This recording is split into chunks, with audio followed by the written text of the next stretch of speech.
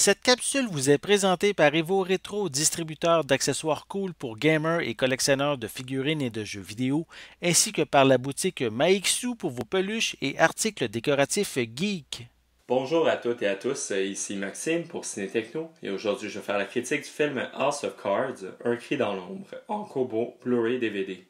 Le film est réalisé par John Guillermin et met en vedette George Peppard, Inger Stevens, Orson Welles, Keith Mitchell et Parrot Pradier.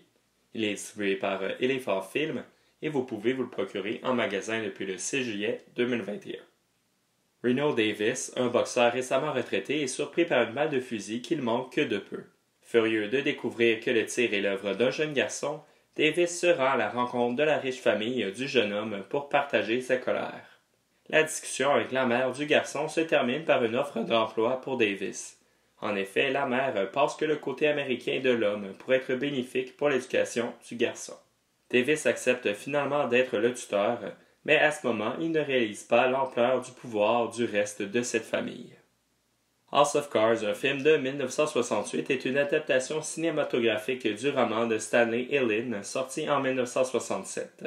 En effet, l'adaptation fut prévue dès 1966, donc avant même la sortie du roman. Un cri dans l'ombre propose un mélange de suspense à la Hitchcock et d'action à la James Bond. Le résultat est un film efficace et divertissant. L'histoire débute un peu étrangement avec ce boxeur retraité qui accepte un mandat de nounou après avoir presque été tué par un enfant, mais cet élément déclencheur inhabituel finit par se faire oublier une fois que Davis rencontre la famille de Villemont et que le suspense débute. La suite des événements est plutôt prévisible avec quelques petites surprises, mais le rythme soutenu du récit fait oublier ces détails. En effet, House of Cards propose beaucoup de courses sauf fuite, les personnages ne restant jamais en place étant en cavale pour une grande partie du film. D'un point de vue scénaristique, certains éléments ont mal vieilli, particulièrement les échanges entre le personnage de Davis et les femmes, mais ce n'est pas surprenant si on prend en considération que le film est vieux de plus de 50 ans. Malgré le suspense, il y a quelques moments un peu plus longs, principalement liés à un manque de développement des personnages. Effectivement, l'histoire avance tellement rapidement au point qu'il est difficile de s'attacher à ceux-ci et de comprendre les interactions qu'ils ont entre eux. George Peppard est excellent dans le rôle principal de Davis. L'acteur a l'étoffe et le charisme requis pour interpréter le héros de l'histoire. Inger Stevens développe une belle chimie avec George Peppard, mais son personnage manque de profondeur et aurait gagné à être plus développé. Finalement, le célèbre Orson Welles a un rôle plutôt effacé. Il n'a pas beaucoup de scènes, mais son jeu est tout à fait adéquat. Les décors sont intéressants, proposant des images tournées en France et en Italie. D'ailleurs, la finale se déroulant au Colisée de Rome est plutôt impressionnante. Cette scène représente certainement un des moments forts du long métrage. En matière d'action et de poursuite, le public est très bien servi par House of Cards. Il y a de bonnes cascades et de bons affrontements, notamment un face-à-face impliquant une canne à pêche. Le rythme soutenu de ce thriller est bien accompagné par la musique de Francis Lai. Concernant le transfert en Blu-ray, le travail de restauration d'Elephant Film permet de belles images stables et propres.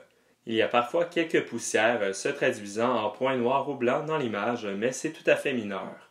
Le résultat offre de belles couleurs bien contrastées.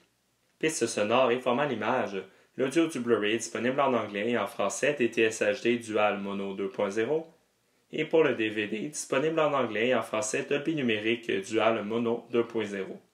Les sous-titres sont disponibles en français sur les deux formats. Format l'image. La restauration respecte le format du film original de 2,35 par 1, autant pour le DVD que pour le Blu-ray. Sur le Blu-ray, l'encodage est Full HD, 1920 par 1080 pixels, et le film est en couleur sur les deux formats. Bien qu'Elephant Film soit un distributeur européen, le Blu-ray n'est pas zoné. C'est la même chose pour le DVD, mais celui-ci requiert un lecteur compatible PAL. En plus de la pochette cartonnée, le boîtier propose une jaquette réversible avec sur celle-ci l'affiche originale du film à sa sortie. Toutefois, la conception de la pochette faite par le distributeur est très jolie et elle a un style très soigné. Pour les suppléments, il y a tout d'abord le segment From Paris with Love, un document de Julien Camoli et Erwan Legac qui offre des informations supplémentaires sur le long-métrage. Ensuite, il y a la bande-annonce d'époque, une galerie des titres dans la même collection et les crédits.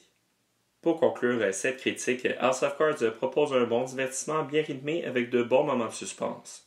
Certains éléments du scénario semblent plus brouillons et prévisibles, mais ils ne viennent pas nuire aux bonnes scènes de poursuite.